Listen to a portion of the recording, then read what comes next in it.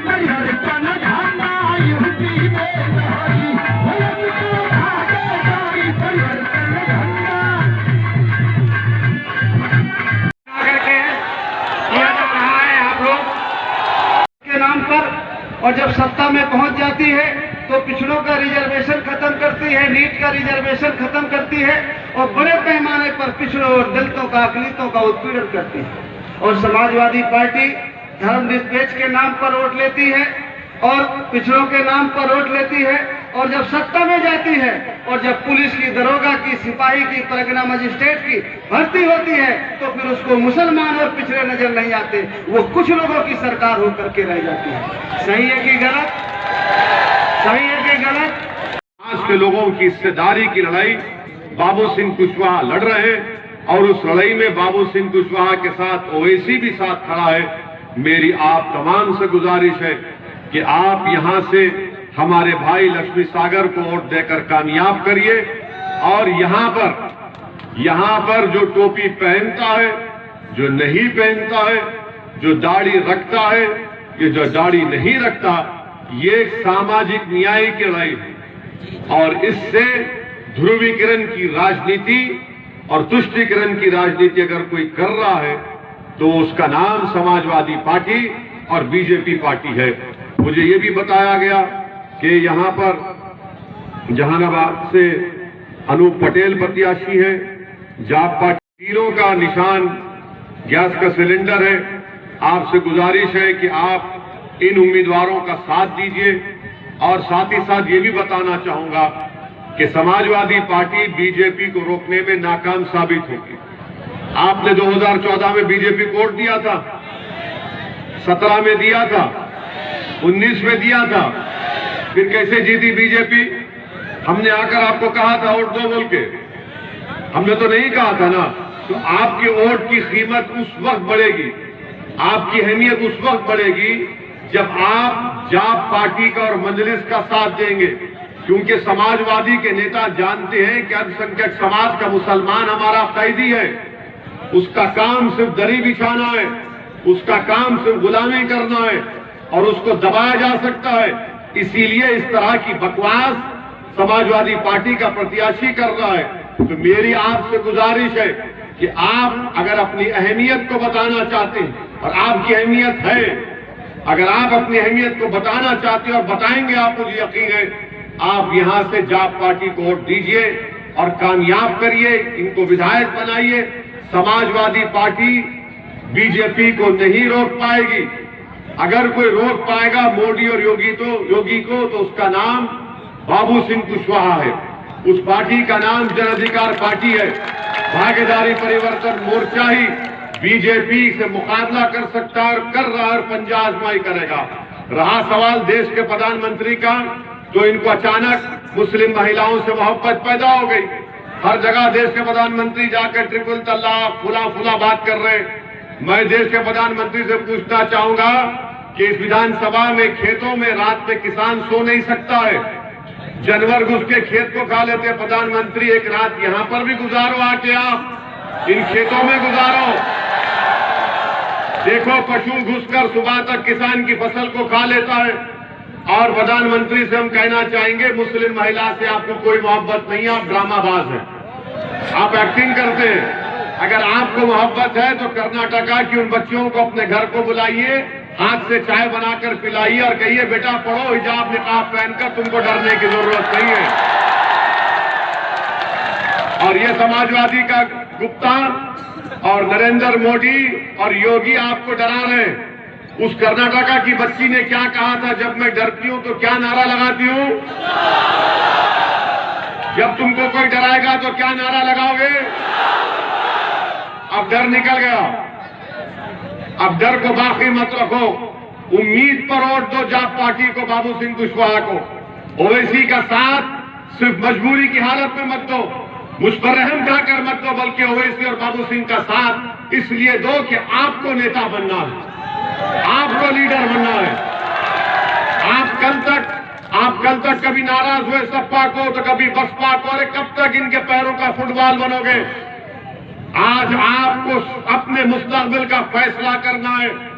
जो लोग हमारी बेइज्जती करते हैं, ये कहता है दाढ़ी वाला टोपी वाला साथ मचाओ, तो उत्तर प्रदेश के मुख्यमंत्री हमको क्या कहता है, किस जबान से मुखातिब होता है टीवी चैनल पर? आप बताइए कि ये जबान इनकी है। तो मालूम हुआ कि आपकी अहमियत नहीं है और सब ये समझते कि इनको डराओ, ये डर जाएंगे। डरना नहीं है, भारत का संविधान सबके लिए बराबर है। आपकी जान की कीमत, योगी की जान की कीमत, मोदी की जान की कीमत, ओवैसी की जान की कीमत, बाबू सिंह कुशवाहा की जान की कीमत सब एक है। नाम मुख्तलिफ होगा मगर इज्जत और जान की कीमत एक है। और अगर कोई संविधान की धज्जियां उड़ा रहा है तो हम संविधान को बचाने की लड़ाई लड़ रहे हैं। तो मेरी आपसे गुजारिश है मेरे अजीज दोस्तों और बुजुर्गों, आप यहां से जन अधिकार पार्टी के प्रत्याशियों को कामयाब करिए, मजबूत रहिए और इंशाअल्लाह ताला जिंदगी बाकी रही तो मैं दोबारा आऊंगा यहां पर। इसी मैदान में इंशाअल्लाह एक बहुत बड़ा जलसा होगा और मेरी जबान से भड़काऊ भाषण होगा।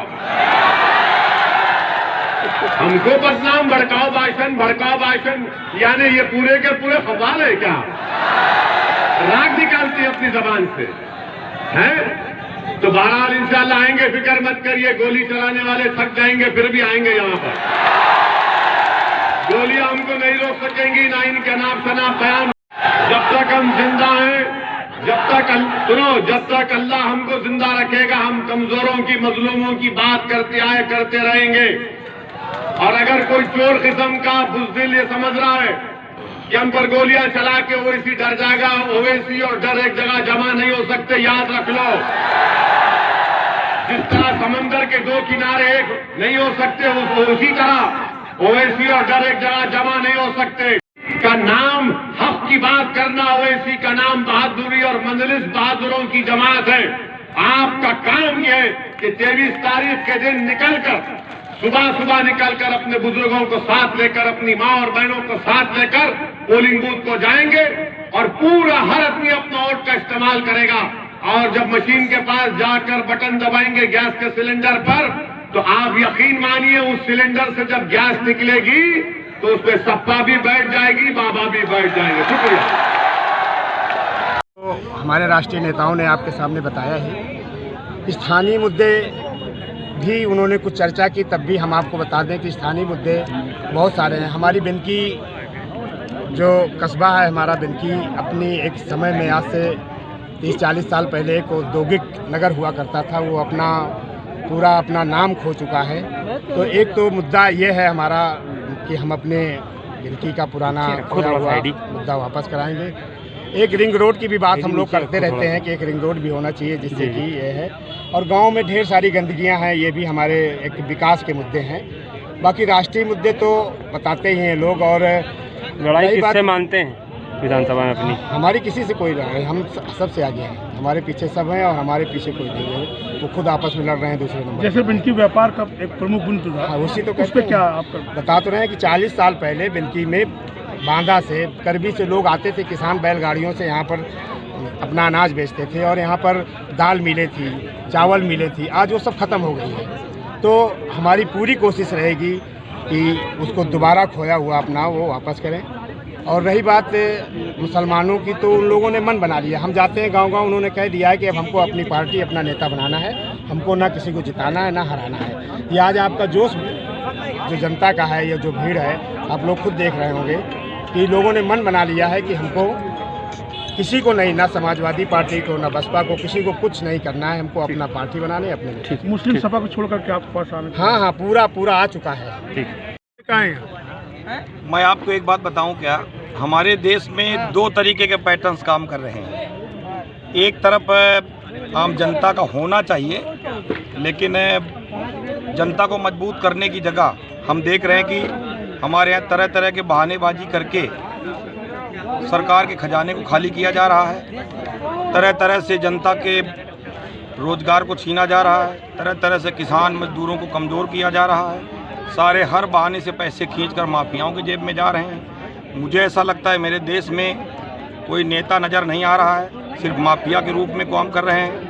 कोई रेती लूट रहा है, कोई बालू लूट रहा है, कोई मछली लूट रहा है, कोई पानी लूट रहा है, कोई बिजली लूट रहा है, कोई शिक्षा लूट रहा है, कोई स्वास्थ्य लूट रहा है। तरह तरह की लूट मची पड़ी है, सारा पैसा माफियाओं की जेब में जा रहा है, जनता निचुड़ती जा रही है। मुझे एक बात का डर है कि लोकतंत्र खतरे पर है, संविधान खतरे पर है। आने वाले दिन जिस तरह सरकार का खजाना खाली हो रहा है, जनता गरीबी की ओर तेजी से धकेली जा रही है, बहाने करके लूटा जा जहानाबाद विधानसभा में किससे टक्कर मार रहे हैं? सुन लीजिए बात तो सुन लीजिए।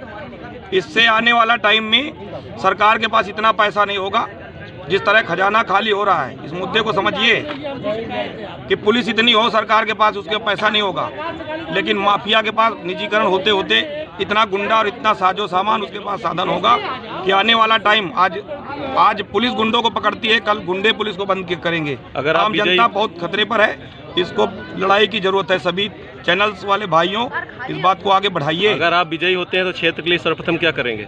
जी, हम शिक्षा, स्वास्थ्य, बिजली, पानी पर काम करेंगे, लोगों पर झूठे मुकदमे नहीं होने देंगे, लगातार अधिकारियों को हम हफ्ता कमीशन खोरी नहीं करेंगे। अपनी लड़ाई किससे मानते हैं? देखिए, हम काम की बात करते हैं, जिनके पास काम नहीं है वो किसी स्थान पे नहीं है। सारी पार्टियां माफियाओं को बढ़ावा दे रही हैं, सारी पार्टियां लोकतंत्र को ख़त्म करने पर काम कर रही हैं। किसी के पास हिम्मत नहीं, कोई सीबीआई के डर से बैठा है, कोई ईडी के डर से बैठा है।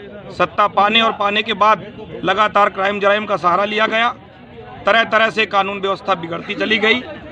हम ये देख रहे हैं, विधायकी जीतना, लोगों का केवल शासन प्रशासन पर कब्जा करना है, लगातार उस पर बहानेबाजी करके तरह तरह से जो है लोगों को लूटने की व्यवस्था करना है।